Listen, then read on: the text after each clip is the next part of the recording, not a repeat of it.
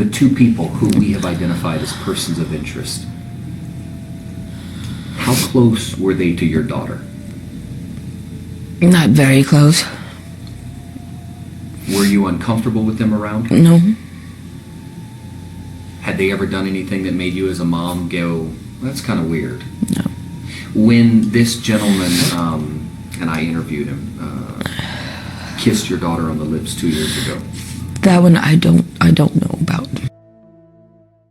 Muy buenas a todos y bienvenidos un día más a mi aterradora biblioteca. Pues si no me conoces me presento, es el canal Freeze Fleischer y cada semana, si todo va bien, traigo a este canal los misterios más impactantes de la historia. En el día presente os traigo la desaparición de Sandra Cantú, de 8 años. Es un caso bastante famoso, pero que por alguna extraña razón no tenía en el canal. Así que nada, aquí estamos para remediarlo. Pero antes de empezar, un par de cositas. La primera es que me harías un favor enorme si dejas un like ahora mismo y un comentario aquí abajito, ya que de esa forma YouTube recomendará el vídeo y dejará de silenciarme el canal. O puede que no, pero bueno, un like y un comentario mejoraría las cosas. Y en segundo lugar, puede que ahora mismo esté en directo en Twitch, así que si te quieres pasar, tienes el enlace aquí abajito en la descripción. En la descripción y en el comentario fijado. Y si no tienes tiempo, no te apetece, tengo un segundo canal que es Fleece en Twitch, donde puedes seguirme y ver resúmenes de los directos. Y ahora sí que sí, no me enrollo más, y si queréis saber qué le pasó a Sandra, ya sabéis, apagad todas las luces, cerrad todas las puertas y poneos cómodos, porque aquí empiezan vuestras nuevas pesadillas. Y bueno, y sin más, empezamos.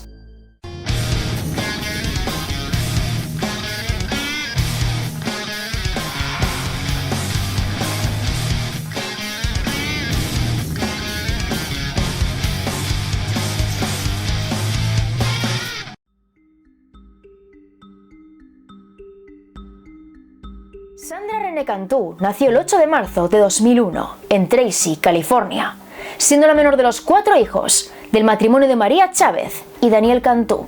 Esta pareja se divorció cuando ella era muy pequeña y la custodia completa de los hijos pasó a manos de la madre, María. Tras la separación, se dio en problemas económicos y le pidió a su exmarido una pequeña paga, una pensión para mantener a los 4 hijos, pero este se negó. Con lo cual la mujer pidió una pensión para la pequeña Sandra y el hombre le siguió negando. Así que la mujer hizo las maletas y se mudó con sus 4 hijos a la casa de sus padres, una residencia ubicada en el parque de caravanas Orchard Estates, en Tracy, California. Este lugar era una comunidad muy cerrada de más o menos unos 100 vecinos. Todo el mundo se conocía entre sí y era un sitio realmente seguro. Los niños, una vez cruzaban la valla que separaba la comunidad del resto del mundo, podían ir solos por todas partes. No había riesgo de que ocurriera nada malo. Todo eran calles bien vigiladas, muy iluminadas, las familias siempre estaban en los porches, todos se conocían. Pero aún así el abuelo no se acaba de fiar y colocó una cámara de vigilancia en la puerta de su casa. Nunca pasó nada malo, nunca hubo robos, ningún tipo de crimen, pero aún así el hombre no se fiaba al 100%, cosa que más adelante se iba a agradecer. Habiéndoos contado un poco el contexto, va siendo hora de conocer a la protagonista de la historia de hoy, Sandra Cantú. Sandra en 2009 era una pequeña de 8 años, muy amada por todos. Era simpática, cariñosa y extremadamente extrovertida. Era tan abierta que era capaz de hacerse amiga de cualquiera. Hablaba por los codos y tenía la costumbre de, siempre que volvía del colegio, llamar a la puerta de todos los vecinos para saludarlos. Era amiga de los hijos pequeños de casi todos los vecinos del parque de caravanas y era el ojito derecho de su madre. Le encantaba colorear, la jardinería y cocinar, especialmente galletas de chocolate. No podía parar de pedirle a su madre que hicieran galletas, todos los días, a todas horas, a cada instante. Y otra cosa muy llamativa es que era muy fan de Hannah Montana. Se pasaba el día cantando Best of Both Worlds y siempre que veía algo de Hannah Montana se lo pedía a su madre. Un estuche, una camiseta, unos zapatos. Si era de Hannah Montana, Sandra tenía que tenerlo. El día 8 de marzo de 2009 celebró su 8º cumpleaños y todos los niños del parque de caravanas estuvieron invitados. Se decoró toda la casa, se puso música, se dio un gran pastel y le sacaron decenas de fotografías. Fotografías en cada una de las cuales la pequeña se mostró muy feliz. Pero el viernes 27 de marzo todo cambió. Sandra se levantó temprano para ir al colegio y se vistió con unos leggings negros y una camiseta de Hello Kitty. Tras ello se fue a clase y al volver hizo lo mismo de siempre. Primero pasó por las casas de los vecinos, llamó al timbre, saludó y después entró en casa, dejó la mochila, le dio un beso a su madre y se despidió de ella diciéndole que la quería. Algunas fuentes dicen que se fue a las 3 de la tarde y que debía estar en casa a las 4, y otras que se fue a las 4 y que la hora de vuelta era a las 7 de la tarde. Pero la gran mayoría de páginas consultadas dicen que la hora de vuelta eran las 4 y por tanto seguiremos este hilo. Sobre las 7 de la tarde, María estaba en casa preparando la cena y se dio cuenta de que todos sus hijos estaban allí presentes, pero que Sandra no estaba por ninguna parte. Preguntó a sus hijos, a sus padres, y ninguno de ellos sabía nada de la pequeña. Casi todos los días era la misma historia, porque Sandra se entretenía con todo, con una mariposa, con una piedra, con un gato, con un amigo, con un vecino. Era tan extrovertida que no podía parar de hablar. Hablaba hasta con las paredes y cuando se quería dar cuenta, se hacía muy tarde. Con lo cual la mujer agarró el teléfono y llamó a los vecinos. Pero ninguno de ellos había visto a su hija. De hecho, algunos vecinos le comentaron que estaban extrañados porque ese día no fue a llamar a su timbre. Según las fuentes consultadas, María se dio cuenta de que llevaba 3 horas sin ver a su hija. Así que lo que hizo fue salir a la calle y buscarla ella misma. Pero por más que mirase, de su niña no había ni rastro. Con lo cual volvió a casa y llamó a la policía. Cuando los agentes llegaron a la escena, se crearon 2 grupos. El principal se quedó en la casa de la niña. Interrogó a la madre, a los abuelos, a los hermanos. Y el segundo se fue a buscar a los vecinos. Y en este punto llega una parte muy interesante. Y es que en el complejo de caravanas no había cámaras de vigilancia. Y si las había, no servían para nada. Sin embargo, el abuelo de la niña, tiempo atrás, instaló una cámara en la puerta de su casa. Como nunca pasaba nada, nunca revisó las grabaciones. Pero en esta ocasión sí eran importantes. Y en efecto, una vez las miraron, se dieron cuenta de algo muy interesante. Y es que en la cámara se veía a Sandra volviendo del colegio y marchándose. La pequeña sí volvió a casa, llegó con su mochila, la dejó y después se fue a jugar. Y sobre las 4 de la tarde volvió a aparecer en esa cámara. Estaba contenta, dando saltitos. Y a la hora prometida estaba de vuelta en casa. Pero justo antes de llegar al porche, algo o alguien llamó su atención y la pequeña se desvió. Aparte de lo que habéis visto, la policía no tenía nada más. Ni sospechosos, ni pistas, ni ningún tipo de evidencia. El caso en sí no parecía tener sentido. Pero los agentes indagaron un poco más en la historia de la familia Cantú y descubrieron el tema del divorcio. Daniel Cantú no quería pasar pensión a María y por ello habían tenido problemas. María pidió que si no podía pasar pensión por los 4 hijos, que al menos lo hiciera por la pequeña Sandra, y él siguió negándose. De ahí la policía pensó que quizás se deshizo de la niña para no volver a discutir. Sin niña no había por qué luchar por la pensión, y por ello decidieron investigarlo. Pero el hombre tenía coartada. El día de los hechos estaba muy lejos del parque de caravanas, y además llevaba 2 años fuera de la vida de su hija. 2 años sin verla y sin apenas tener contacto con ella. Pasadas 24 horas de la desaparición de la niña, el departamento de policía de Tracy ya estaba desesperado. Nadie llamó pidiendo un rescate, no había pistas, no había testigos. No había ni una sola evidencia que apuntase hacia nadie. Así que recurrieron al FBI. Y de inmediato se desplegó todo un dispositivo, ya no solo centrado en el parque de caravanas, sino también en el exterior. Si la niña hubiera estado en el parque, ya hubiera aparecido. O eso creían los agentes. Se desplegaron perros de rastreo, helicópteros, cientos de voluntarios. Se repartieron carteles con la foto de la niña. Se puso una recompensa de $2000. Y se cerraron carreteras, vigilando quién entraba y salía del parque de caravanas. La madre de Sandra, María Chávez, concedió entrevistas hablando de su hija, describiéndola físicamente, hablando de su forma de ser, de lo que le gustaba, de lo que no le gustaba. Su cara apareció por todas partes, pero lamentablemente, por más ruido que hicieran, de la pequeña no había ni rastro. Y 24 horas después de que Sandra desapareciera, alguien llamó a la policía con una extraña pista. Esta persona era una vecina de la familia y comentó que el 27 de marzo alguien le robó una maleta. Al enterarse de esto, el mismo día agarró el teléfono y le mandó un mensaje a la madre de Sandra. Dile a la policía que hoy me robaron algo en torno a las 4 p.m. No sé si eso hace la diferencia o no. La vecina pensaba que la maleta estaba vinculada con Sandra, pero la madre de la niña estaba consternada. Estaba muy nerviosa, muy alterada, y pensó que el tema de la maleta no tenía importancia, con lo cual 24 horas después la misma vecina llamó a la policía y les informó de esto. Pero los agentes, igual que la madre, no lo vieron importante. Pensaban que la maleta no tenía nada que ver y sin más, lo dejaron estar. A partir de aquí la policía se centra en buscar a posibles depredadores sexuales. Informaron a la población de que estaban buscando a un hombre blanco de entre 25 y 40 años con antecedentes penales de agresión sexual o pornografía infantil. Y en base a esto, se fijaron en diferentes sospechosos. El primer investigado fue un vendedor de helados que el día de los hechos estaba por la zona. Los vecinos no lo conocían y por tanto les pareció extraño. Pero este sujeto tenía coartada y la policía lo descartó. Y el siguiente sospechoso fue un vecino de ese mismo parque. Un hombre mayor con un interesante historial de acoso a menores. Menores entre los cuales estaba la misma Sandra. El verano pasado, cuando estaban en la piscina, el hombre se acercó a ella, le quitó la diadema y le besó en los labios. Y los adultos que lo vieron llamaron a la policía. Cuando fue interrogado al respecto, el hombre dijo que era un simple gesto de cariño, que no había nada más, que no le sobrepasó y que Sandra consintió el beso. Pero evidentemente eso era muy extraño, muy inapropiado. Así que en 2009 la historia volvió a salir. Lo interrogaron, lo siguieron, pero lamentablemente no estaba vinculado con la desaparición. It's been more than a week since you've held your baby girl. How are you holding up? Not very good.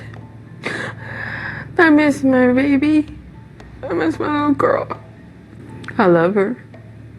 She's a fun-loving little girl. She's 8 in 2nd grade.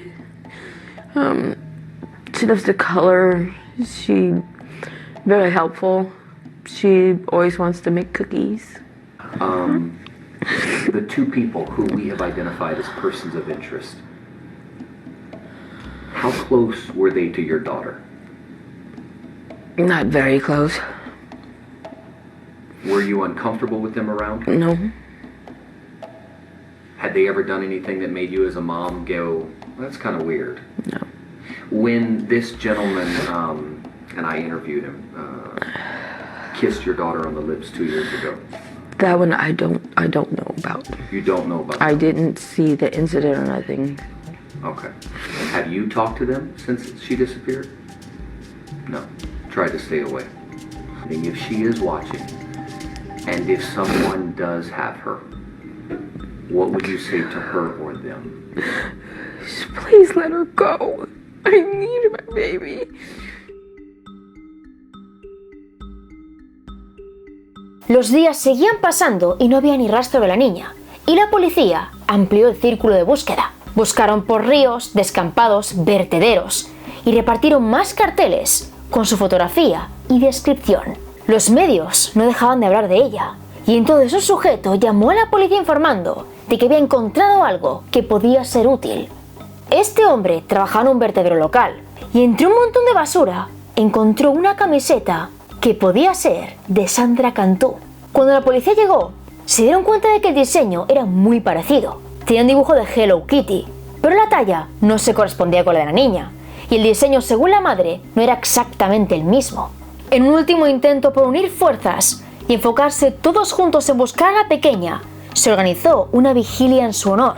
Decenas de vecinos se reunieron pidiendo justicia y pidiendo que Sandra volviera a casa. Y entonces, en mitad de la reunión, apareció alguien muy nervioso y pidiendo que la policía le atendiera. Esa persona era una vecina de la familia y decía haber encontrado una pequeña nota donde había pistas del paradero de Sandra. Al principio la policía no las tenía todas consigo, pero siguieron a la mujer hasta los buzones del complejo. Y una vez allí, esta se desplomó. Al bajar la vista, vieron que junto al cuerpo había una nota, y esta inmediatamente fue llevada a analizar. Era una carta escrita con muchísimos errores, y la letra era terrible. Sin embargo, el mensaje que había escrito era muy llamativo. Y es que alguien decía que el cuerpo de Sandra estaba encerrado en una maleta robada, arrojada al agua, entre las calles Bachetti y Whitehall. Sin embargo, lo más llamativo es que la carta estaba firmada por un testigo anónimo, y no por el asesino. Punto que a la policía le llamó mucho la atención, y por tanto la tomaron y se la llevaron. Varios expertos la sometieron a un análisis y este reveló lo siguiente. Para empezar, aquella página había sido arrancada de una libreta de rayas. En segundo lugar, la mala caligrafía era aposta, ya que el autor quería ocultar su auténtica forma de escribir. Y en tercer lugar, los errores también eran conscientes. Quería imitar la letra de un niño o de alguien que apenas sabía escribir, pero en realidad esa persona sí sabía hacerlo. Era inteligente, sabía lo que hacía, y si lo que había escrito era cierto, o era un testigo clave, o era el culpable. La zona que mencionaba la nota se encontraba a 2 millas del parque de caravanas, y lo más intrigante de todo es que las aguas a las que se refería no eran claras. Era un rincón donde el agua limpia se mezclaba con los residuos de varias granjas, y por tanto bucear allí y encontrar algo era casi imposible. Era como buscar con los ojos cerrados, y más allá de 2 palmos no se veía nada. Pero aún así la policía debía intentarlo, debía seguir la pista. Y mientras tanto, decidieron interrogar a la persona que encontró esa nota. Su nombre era Melissa Huckabee y era maestra de escuela dominical. Todos los domingos daba clases en dicha escuela. Tenía 28 años y vivía junto a su hija 2 casas más allá de la familia Cantú.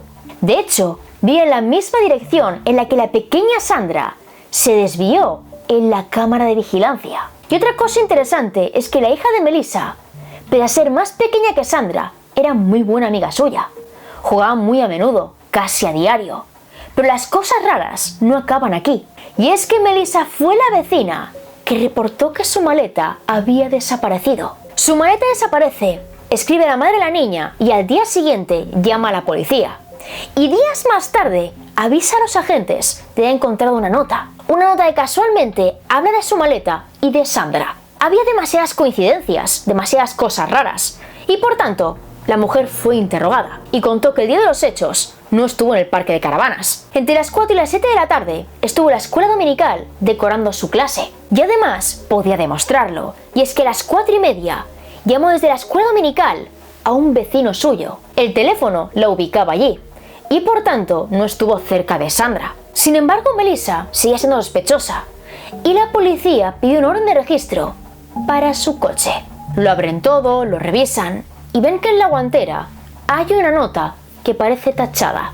A simple vista no pueden leer lo que pone allí, pero un experto dice que debajo de las rayas están las palabras calle Batchetti y calle Whitehall, lugar en el que el testigo anónimo posteriormente aseguró que se encontraba el cuerpo de la pequeña. Esta nota permite que la policía obtenga un orden de registro para ver su casa. Y en la mesita de noche encuentran una libreta de rayas a la cual le falta una página. Es todo tan extraño que una vez más la interrogan y Melissa echa balones fuera. Dice que no sabe nada del tema, que estaba en la escuela dominical, que no ha visto a Sandra, pero que en el barrio donde viven hay 3 hombres que pueden ser sospechosos. Habla de ellos, dice que tienen fotos de niños en los móviles, que tienen antecedentes, que son acosadores de niños. Y cuando investigan el tema, la policía ve que tiene razón. Melissa Huckabee tiene información muy importante de la zona y nadie se explicaba cómo era eso posible. ¿Cómo es que Melissa sabía tanto de la gente de su entorno? Y en este punto crean una hipótesis.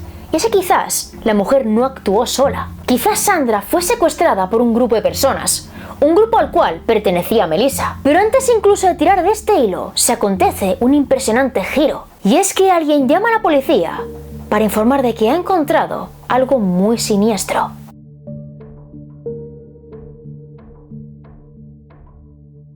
El lunes 6 de abril de 2009, un hombre encontró algo en un estanque. Estaba drenando el lugar cuando vio una maleta negra, con cremalleras cerradas y atadas entre sí con una cuerda blanca. La maleta no se tocó, y cuando la policía llegó, se la llevó tal cual a un laboratorio, y ya una vez allí, fue abierta. En el interior de la maleta estaba el cuerpo sin vida de Sandra René Cantú, el cual se encontraba en avanzado estado de descomposición. Saber la causa de la muerte a simple vista parecía casi imposible, pero tras un largo examen se descubrió lo siguiente. En primer lugar, a simple vista no tenía signos de violencia y tampoco de haberse defendido. Pero fijándose un poco más, vieron que en el cuello tenía marcas de asfixia.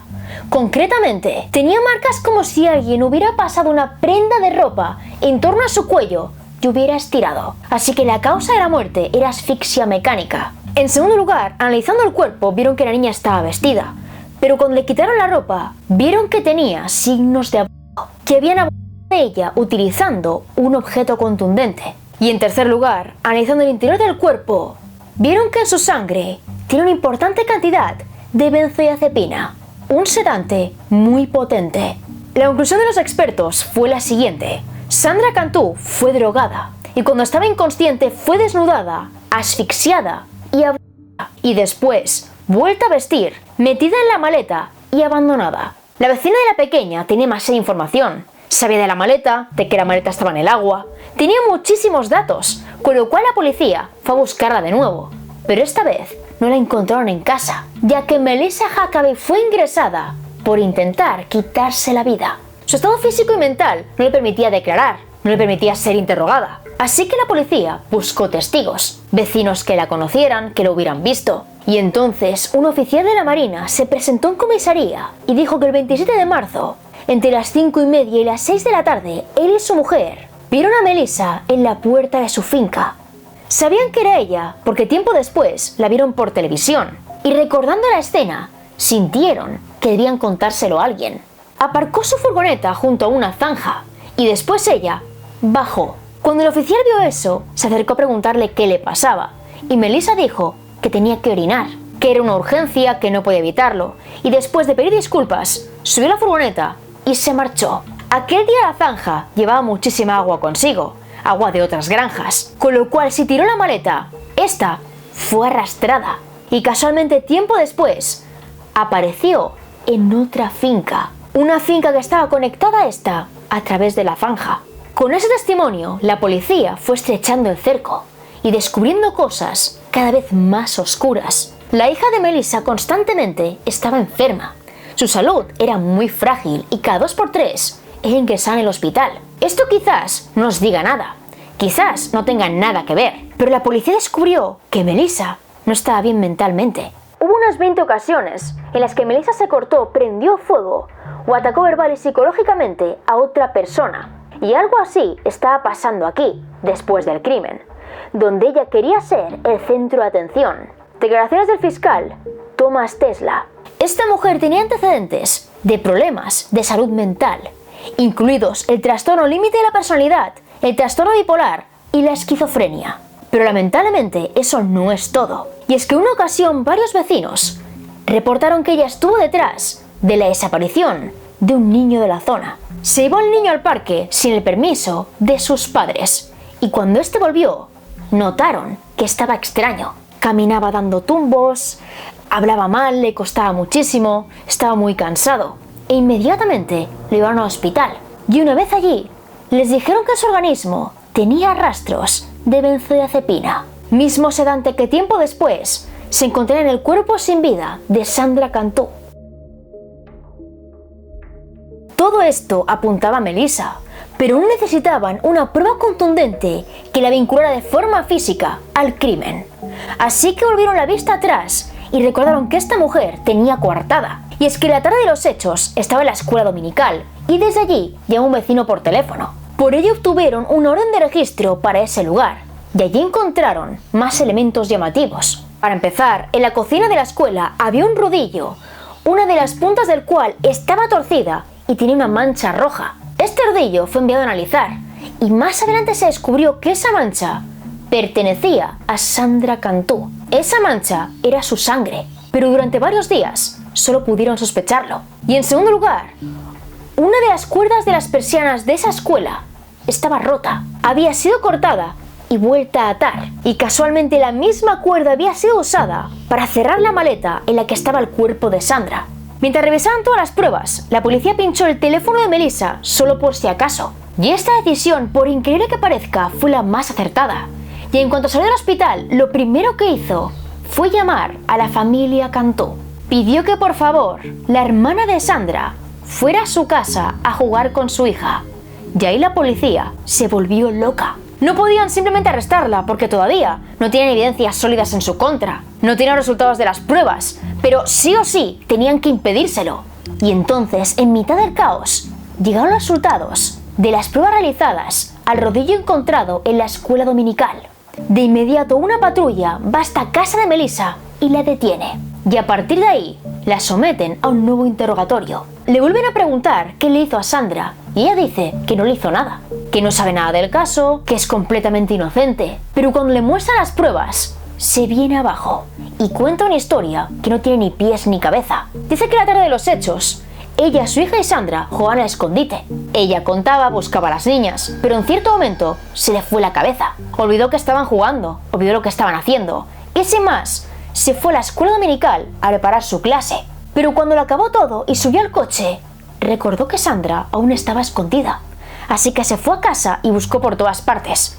Y al abrir una maleta, vio que su cuerpo estaba allí y que la pequeña ya no respiraba. Entró en pánico, no sabía qué hacer. Así que cerró la maleta, la tocó una cuerda, la subió al coche y la tiró a una zanja. Esta historia no tenía ningún sentido. Sandra fue drogada, estrangulada y abusada. No se asfixió en una maleta, no murió accidentalmente. Sandra fue asesinada. Así que el 10 de abril de 2009, Melissa Huckabee fue arrestada y acusada formalmente del asesinato de esta niña. Teniéndola entre rejas, la policía revisó su historial de búsqueda y descubrió que durante meses la mujer planeó el crimen. Buscó otros crímenes parecidos, gente que mataba niños, y encontró el de un hombre mayor que mató a su nieto estrangulándolo, lo metió en una maleta y lo lanzó a una zanja. Literalmente copió este crimen, y a partir de ahí, la policía creó una cronología de hechos. Sandra llegó a casa del colegio, dejó la mochila, se despidió de su madre y se fue a jugar. Y más o menos a las 4 de la tarde, volvió. Volvió a la hora que tenía acordada. Pero esta mujer, Melissa Huckabee, la interceptó y llamó su atención, cosa que podemos ver en la cámara de vigilancia. Melissa Huckabee le pide que la acompañe a la escuela dominical para montar su clase y la pequeña se apunta. Suben al coche, van al lugar y una vez allí, Melissa le da un zumo que contiene el potente sedante y Sandra bebe hasta la última gota. Cuando cae inconsciente, la mujer la desnuda, la estrangula y abusa de ella con el rodillo encontrado en la escuela dominical. Después, vuelve a vestirla, la mete en la maleta y ata las cremalleras con el trozo de cuerda de la persiana. Entre las 5:30 y las 6 de la tarde, Melissa va a la zanja y lanza la maleta. Y en ese lugar es vista por un testigo. Pero para disimular lo que ha hecho, dice que está orinando. Y sin más, le sube a su vehículo y vuelve a casa.